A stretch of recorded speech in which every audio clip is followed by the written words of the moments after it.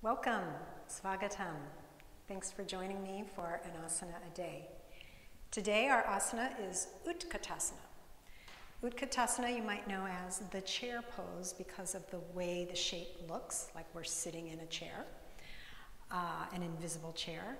But the word Utkata can also mean fierce or powerful, and it is, as you will see, a pose that requires a certain fierceness and power to maintain this posture. So what we're actually going to look at are what I might call the seeds of the pose. We're going to look at what's going on with the shoulders, what's going on with the ankles and the feet, and what kind of things can we do to support our stability, our core, to access this pose. So join me with a few things. You might want to have a bolster or maybe a little stack of blankets. We are going to use a chair, and I have a danda, or a staff, like just a dowel, which is optional if you have a yoga belt, or you can even just do it without, but it's just a little extra support, a way to play with some shoulder work a little differently, and block a mat, okay? So we're going to start with the shoulders. And we're going to be laying down, but before we do that, I just want you to see the pose, and then we'll come back to it at the end. So Utkatāsana, I'll show it from this direction, more interesting. Actually, I have my mic on that side. So feet are hip-width apart and parallel.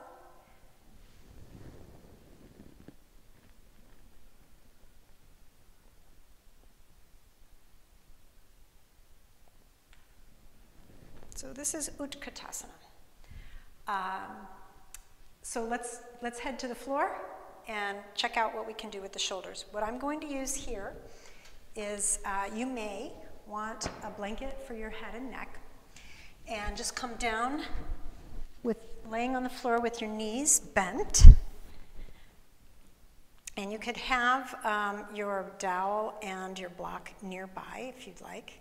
But the first thing we're going to do is work on the shoulder blades. The shoulder blades hug against the rib cage, and we need a certain amount of strength around the shoulder blades, particularly when we raise the arms up overhead in this pose.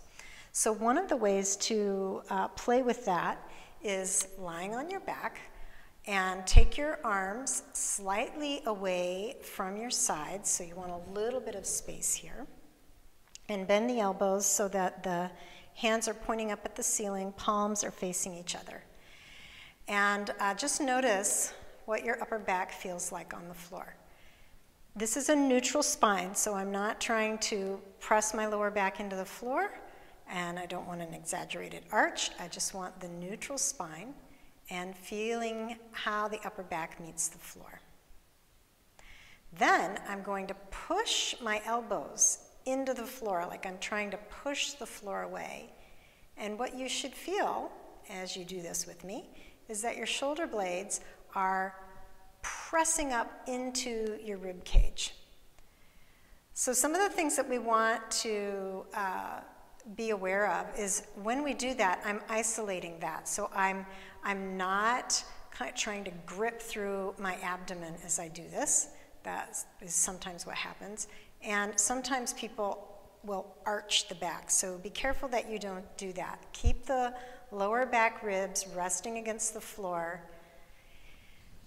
Breathe and exhale and let your belly soften. And really push the floor down with the elbows. And you can take breaks, so each person is going to have to decide how long you want to hold this. You get tired after a few moments, and then you just release and take a few breaths. And when we repeat this, you can choose to take the arms a little bit wider. You can kind of play around with feeling out how that, how you experience that in your upper back. You don't want to go all the way out to the sides like this, though. So we'll do this again, palms facing each other, fingers pointing at the ceiling. Push the floor down with your elbows. Feel your shoulder blades hugging into your rib cage. Keep your lower back ribs resting neutrally. And I was going to say resting on the floor, but what you might notice is that as you activate this arm shoulder blade motion, it kind of feels like it's lifting your rib cage, its weight off of the floor. You don't come off the floor, but you can kind of feel as if you're trying to do an upside down, inside out push up. You're just pushing the floor, and the shoulder blades hug up into the rib cage, but we aren't changing the position of the rib cage. How's that? Good. And then you could give that a rest and just take a few breaths here. If you find some of the things that we're doing challenging, you could take that, just that exercise, and repeat that a few times, and do that for every day for a couple weeks, and you will begin to feel that strength in the upper back developing.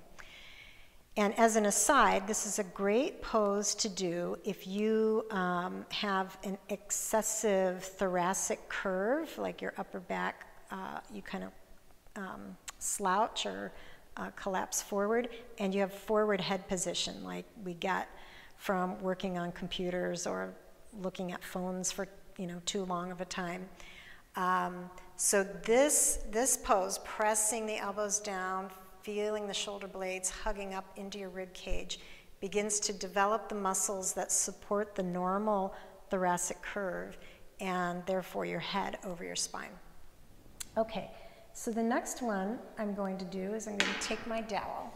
And if you don't have a dowel, you can just do this without.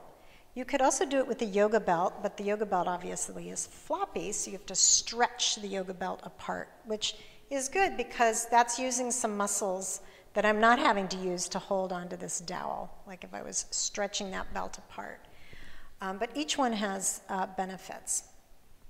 So again, from a neutral spine, and the feet are just resting on the floor, knees, legs are relaxed, and we're going to slowly take the arms overhead. And you may find some resistance at some point. But one of the things you're looking at is that you're keeping the torso neutral. So I'm not letting my back do any of this business. I'm not letting my lower back ribs come up off the floor. And for this particular thing, I'm noticing that my blanket that's under my head is kind of getting in my way. So I'm actually, you could either turn it so that it's a little more narrow and doesn't come out to the side so much, or you can just take it out. But if it makes your head do this, then I would definitely use something under your head. So let's take that dowel or yoga belt, or just take the arms overhead and slowly lower this dowel, keeping your rib cage neutral and coming up. Let's do a few of those.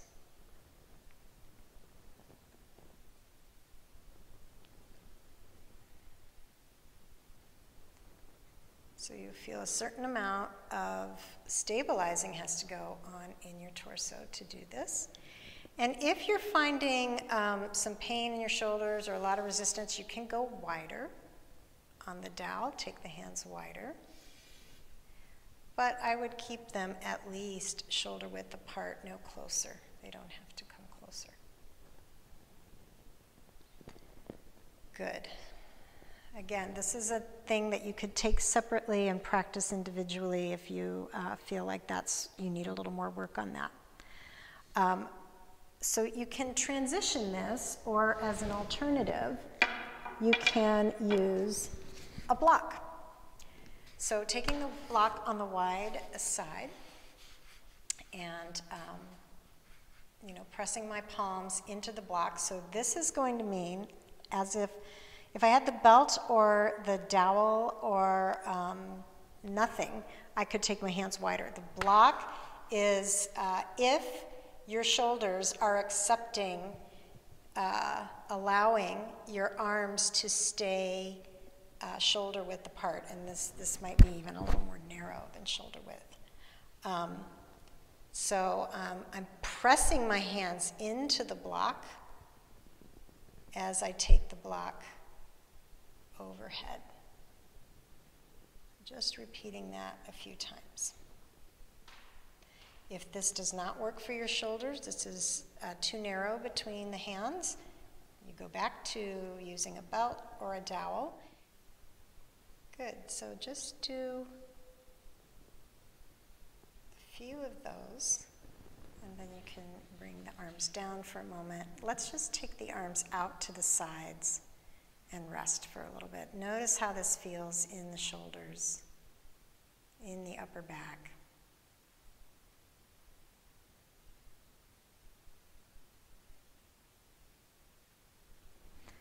So, I want to show us another thing that we can do with the shoulders in another way. This is just a variety of ways to explore that ability to flex the shoulder joint. And we're going to flip it over, and you could use a bolster or a stack of blankets or a bolster with a blanket on it.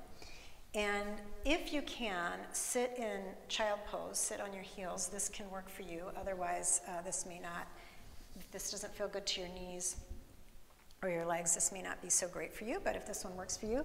So I'm just coming into child pose with my arms up on the bolster. Now, another option would be maybe put a little block for your head, right? And you can do this with the palms down or with the palms facing each other. So just kind of trying out both. This will work the shoulder in a slightly different way. This is more of a passive opening of the shoulder joint. As things start to open up more and more, you might find that your head drops down lower. And notice that I have my whole forearm on the bolster. I'm just kind of hanging out here, breathing and letting the shoulders open up. So as I said before, if there's a lot of tightness, this may not be for you, or you might like to support the head as you take the arms over. But it's just an option if that child pose position works for you. So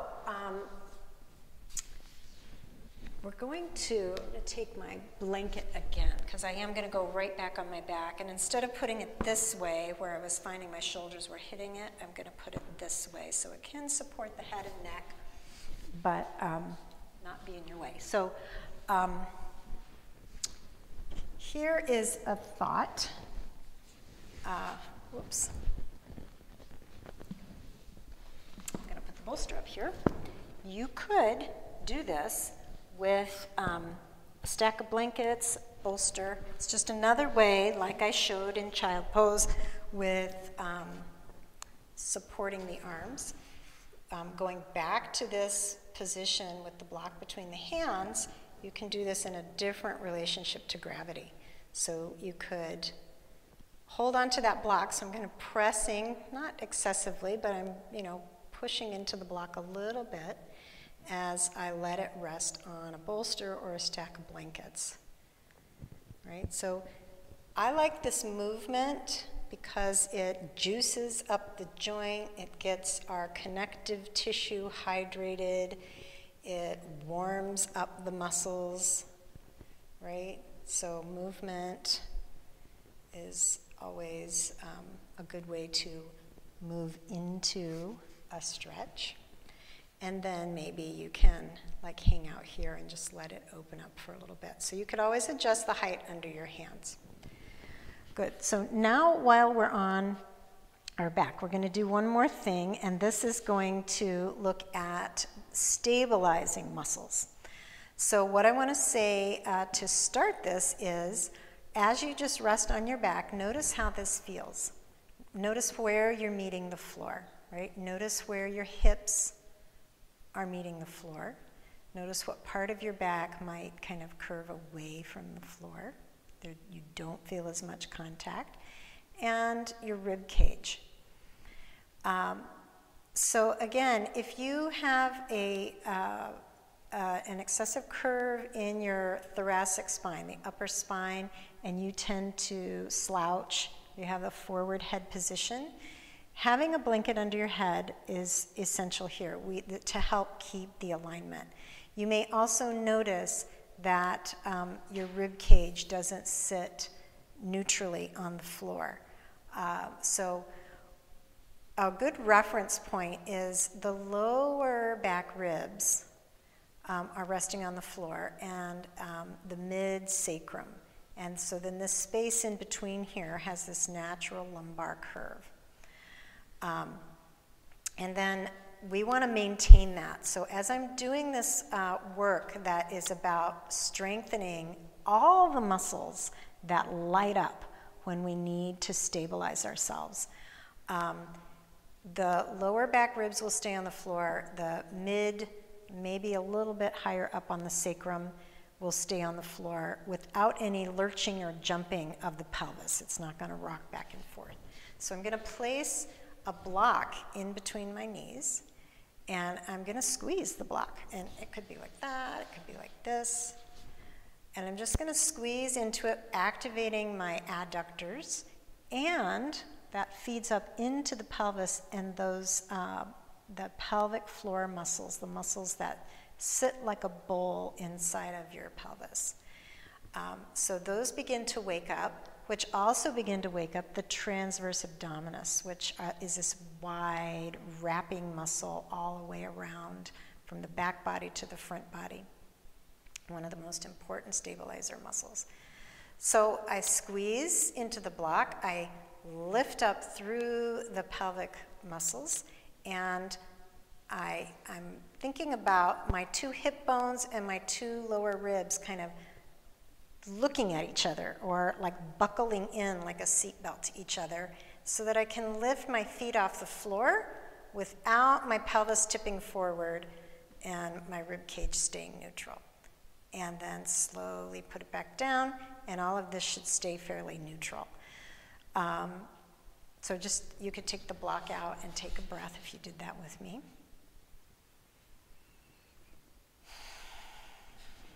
And then we'll do another one.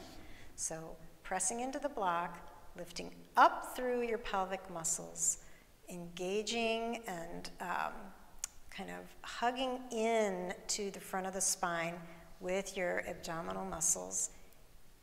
And another way to think of that is the mid-sacrum or slightly higher, top of the sacrum, lower back ribs are staying on the floor and not jumping around as you take your feet off the floor and let them land. So I'm going to do another one. And notice I'm not taking my feet high. I'm really just lifting them off the floor, as if somebody said, oh, let me slip this little blanket under your feet to keep them warm. I just lift them up just enough without a whole lot of movement going on in my core. There's a lot of stabilizing going on through the torso. So it's that moment. If you do this, then you've engaged your deep hip flexors, psoas muscles, and they're doing the power work. So this is just kind of exploring that stabilization. And I like the word lighting up. It lights up all the muscles that have to come to that stabilizing party. And this is kind of priming the pump for when we're standing up and doing Utkatāsana. Good.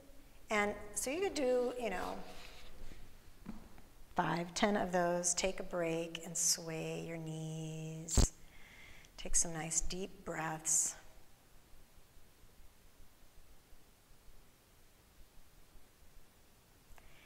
And as I said before, with the other shoulder exercises I just showed you, this is a thing that you can take individually on its own and work with every day for a number of weeks to just build up that strength if you feel that this is really a challenge and this might be a little weak point for you.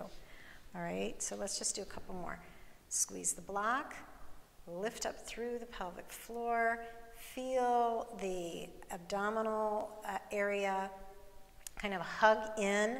And we're laying on the floor, so I don't really think of this as hugging my abdominal muscle or my abdominal organs to the front of my spine.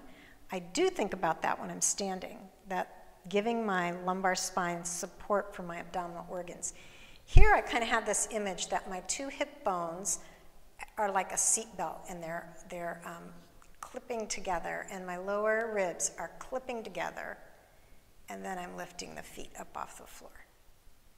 Like, you know those backpacks that have a little clip, across the chest. So we want to really stabilize in that way. So you're just lifting a few times, just a tiny bit, and lowering.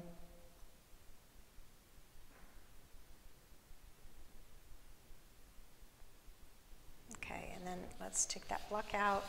Sway your knees a little bit. Breathe, nice deep breaths.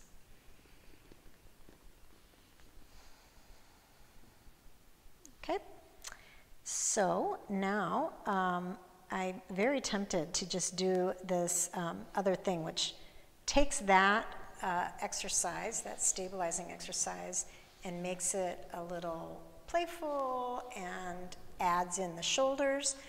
So it is a little bit weird because I'm using the block between my knees here. For me, that's a little bit wide, but it works best for what we're doing. So I'm squeezing the block and I'm lifting, and then I'm bringing my knees up, and I'm going to bring my knees to 90 degrees and take the block out, take my block overhead, and get rid of that bolster. Bring it back, put it between the knees, lower the feet, bring them back up, take the block away, take it overhead, bring it back, squeeze with the knees, take it feet to the floor, bring them back up. And I am keeping my knees at 90 degrees rather than like this. It's a little more challenging, especially when you land. So this one would be combining the previous things we did, and it's a bit more challenging. So it's something that if this is hard for you, or some of the other ones were hard for you, you could work up to. You got a lot of options here. I imagine you could do this with a ball, like if you had a big, not a big, but like a beach ball. Good. All right. So, take a deep breath, sway your knees. I like this because it sort of goes out of the plane of movement that we were just working in, that sagittal. So we're adding in this transverse plane by swaying the knees, getting a little rotation, massaging the hips against the floor, and just kind of getting some movement, which, like I said, hydrates our tissues and our joints. Okay, so roll to one side and bring yourself up. And we're going to now look at another interesting little seed of this pose, which is the ankles and feet. So if the ankles are tight, this gets to be tricky. And you know, obviously ankles are connected to the feet and the calves, so we're going to do a few things to work on that. I'm doing it right here so that you can easily see me. You could take this to a wall and put your foot on the wall, or you could even roll up a blanket to do this. Like if the block is a bit much for you, you can roll up a blanket and do this. It's going to be a little softer, a little more, you can adjust it to your abilities. And if you need to be near a counter, or you can grab a chair for stability. So notice that I'm standing here in Tadasana, and I'm reaching one foot forward and resting it on whatever it is I'm choosing to put my foot on. Then, and this is where you might need something for a little balance, I'm pushing off with my back foot, taking my hips forward, keeping the front knee straight, so that I can get a little, well, or a lot, of stretch in the calf of the leg that's forward. And then come back, and we'll do the other side. So pressing that foot up there. This leg stays straight, and then you kind of push off with, and I'm realizing my block is sliding a little bit, so I'm trying to getting my foot on there so that it's not only, so it's not just pushing the block forward, but slightly pushing it down, and pressing my hips forward. So you could do this at a countertop, or just next to the wall, and let that calf muscle stretch. And then come back. We're going to repeat, but this time we're going to do something a little bit different. I'm taking the foot up here, and instead of lifting off with the back foot, I'm keeping my weight back here, but I'm bending my knee towards my toes. So we're letting the stretch actually goes a little bit lower towards the Achilles tendon and not as much up here in the higher part of the calf. There are two huge muscles there that we're letting stretch. So for some of you, this might really be tricky. All right, and then the other side.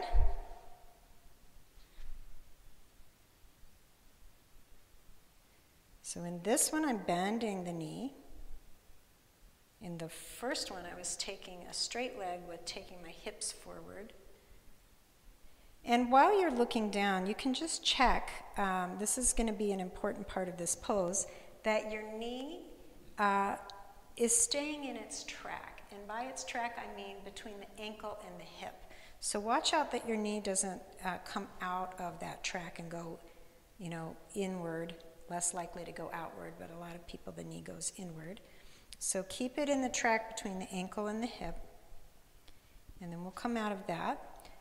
That's a thing that you could do, again, on a daily basis just to start to get all of this tissue along the back of the lower leg opened up.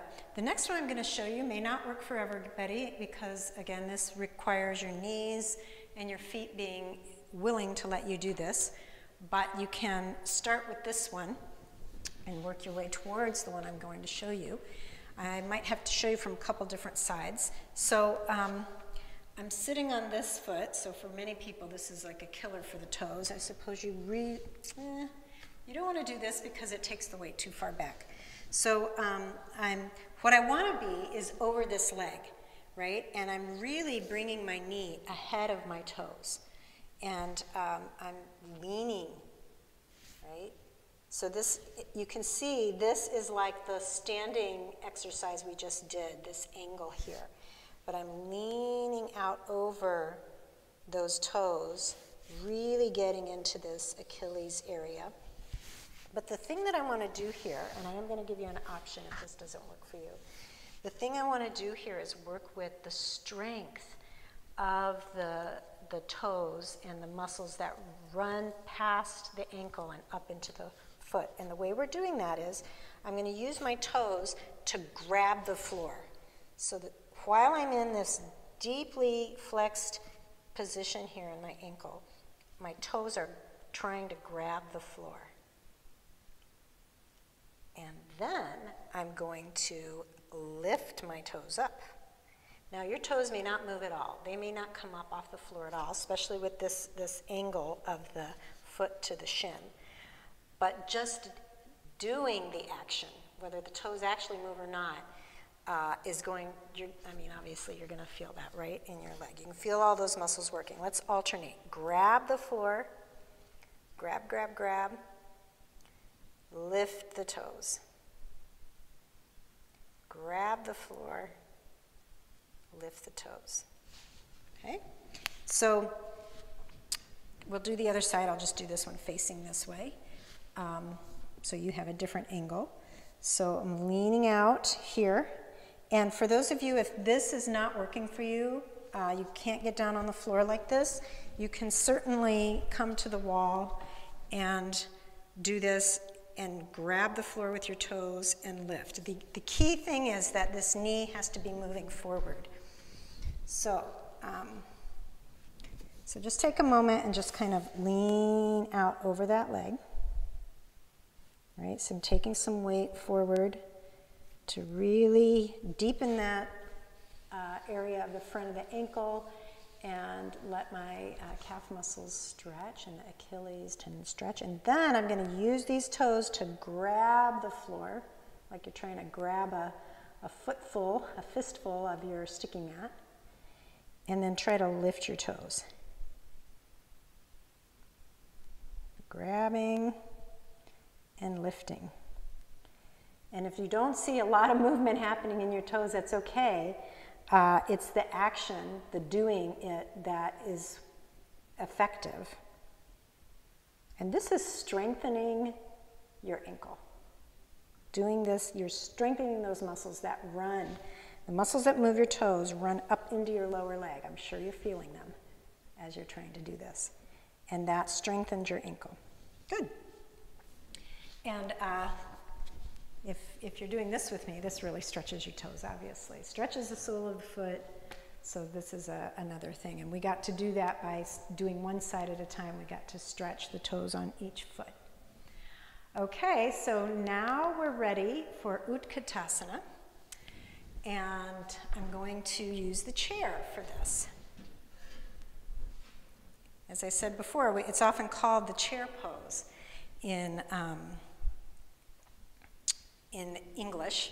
So we're going to start by sitting on the chair and sitting on the edge of the chair. So I don't want to be way back in here. And we're going to just take a moment to feel this upright position of the spine, right?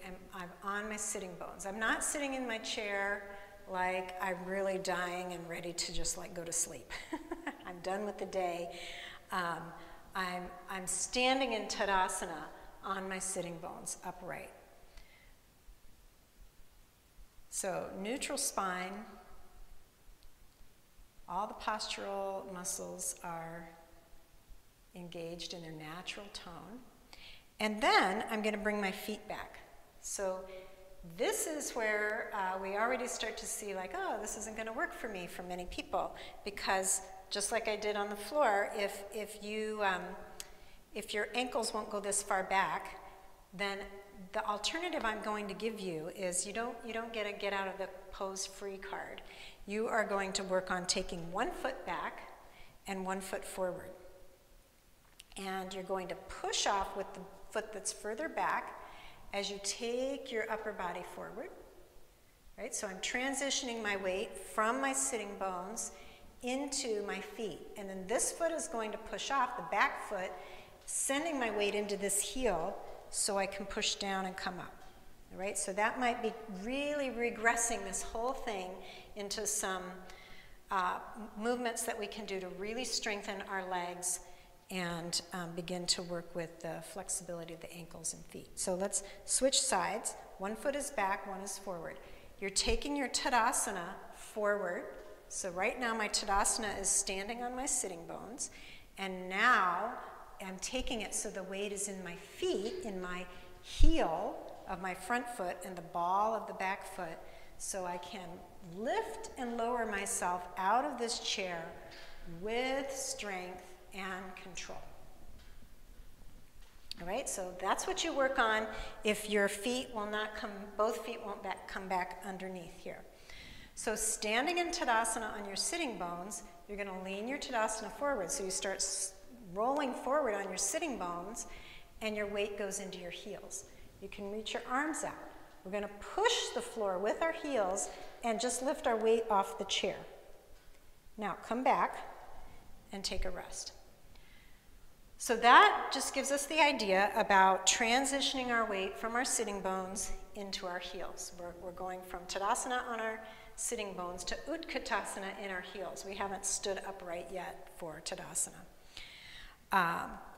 So when we were laying on the floor and we were working with the block between our knees and taking our feet up and down, I talked about buckling in your hips and your ribs to support your lumbar spine.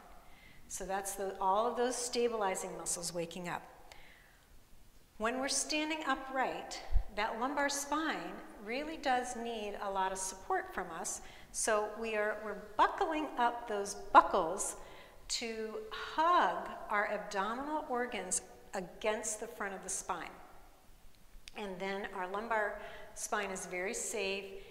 We don't have a lot of shear force going in between the vertebrae, which can end up being very, cause a lot of problems with your lumbar spine. So we're giving it the support it needs when we're in this weird position in relationship to gravity. So we're going to do that again. We're going to take our Tadasana forward. We're going to push into our heels and lift our weight off. Make sure that you're hugging your abdominal organs up against the front of your spine. And so you can take your hands out, push with the heels, and come off the chair for a moment. So this is no longer really a neutral spine. It's more of a back arc, right? When we are moving through, if we continue to push and straighten the knees and come to Tadasana, now we're in a normal neutral spine, Tadasana, mountain pose. But when I go to sit down, I bend the knees, I bend the ankles, I bend the hips. As I go through, if I go super slow, I move through a back arc and then back to normal, right? So there's this movement of a natural movement between your sacrum and your lumbar spine that takes you through what's called the lumbosacral rhythm, right? And chair pose, Utkatāsana, fierce, powerful pose, is kind of a frozen moment in that sequence. Okay? So hopefully you've been doing that with me. And I want to give you a few ways that you can support yourself. So you could do this with a block between your knees. So it's a little tricky because we need to have our feet and our knees and our hips hip-width apart. Now you will find some teachers who teach this with feet together. I'm not going to teach it like that, and I'm not going to practice it like that for myself because of the way that it unhinges the sacroiliac joints. By bringing the feet and the legs together, that really destabilizes the sacroiliac joints where your sacrum and your hips meet. And that's not a position that I want to put my body in. I want more stability, especially in this pose.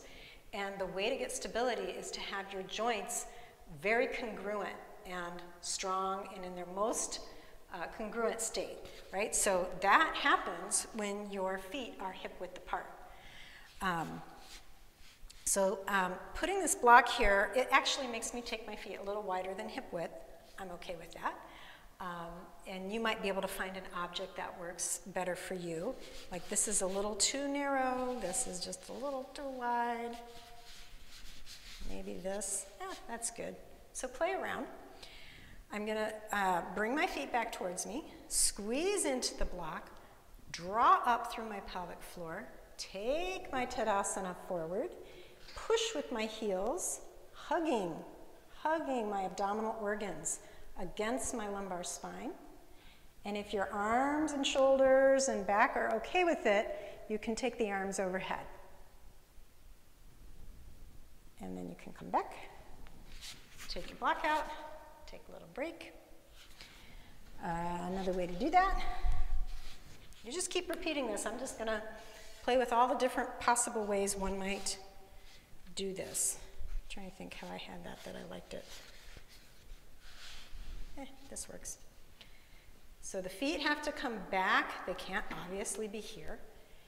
And I find my Tadasana spine. I hug my abdominal organs into the front of the spine. I'm going to squeeze the block, push into my heels, and come up off the chair.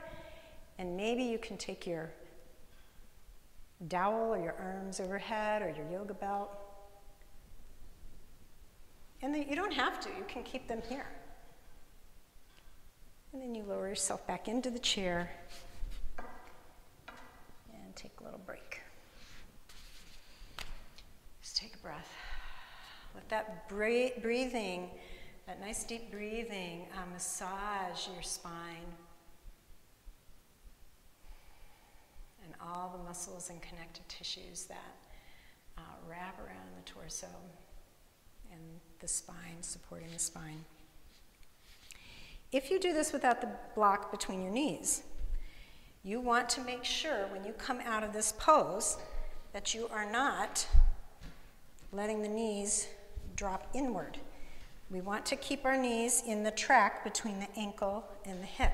So when I come out of this, I don't want my knees to do that. That is going to show you that there's weakness in your hip muscles that are not stabilizing your legs and not supporting you. So all that work that I just talked about, by putting the block there and keeping your knees in that track as you come up and down, will begin to train what you need. And of course, we're looking at doing this without using momentum to get out of the chair, and also without dropping back into the chair. So all of this we're trying to do with control. So you can extend your arms out, you can come forward, press into your heels, lift off of the chair, be fierce and powerful and proud,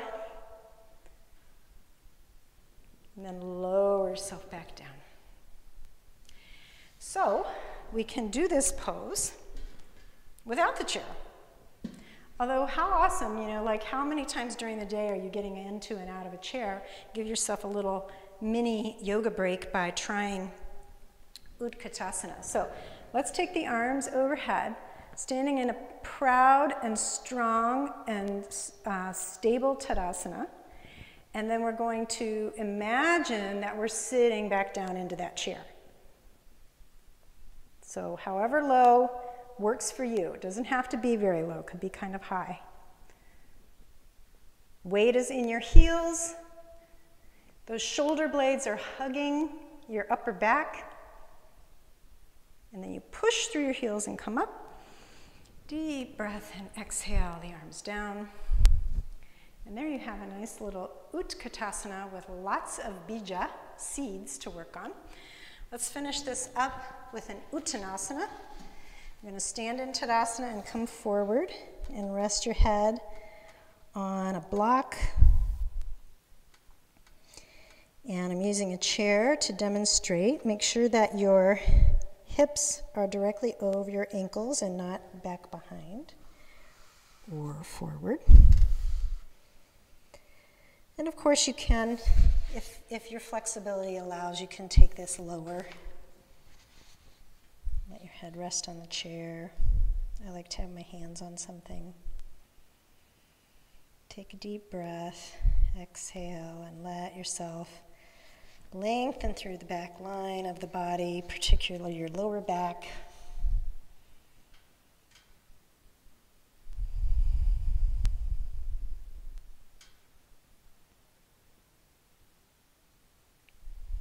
And when we come out of this, we're going to bend the knees a little bit, reach the hips back, push the heels into the floor, and inhale, come up. And I'm realizing what I really wish I would have done first was a twist. So we're just going to throw that in there. We're going to put one foot up onto the chair. I'm standing over my Tadasana leg, and we're going to turn toward the leg that's up.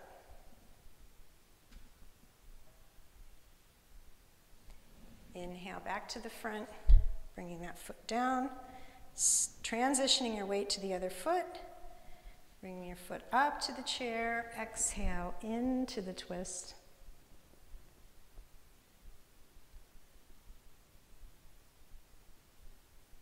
So we're just kind of wringing out the hips and the back after all that tone that we were requiring of our back and our hips. Inhale back to the front. And then another Uttanasana. I'm always happy to take the head lower than the heart, have a little quiet moment. Stretch the back line of the body. And just having a chair or something that you can rest your head on is a little bit more restorative way of doing this. Okay, so then bend your knees, reach your hips back so you feel a lot of weight in your heels. Draw the lower belly up into your front body. Inhaling, and up we go. And there you have it. Thanks for joining me. I hope you enjoy this little exploration. And I'll see you again for another asana a day.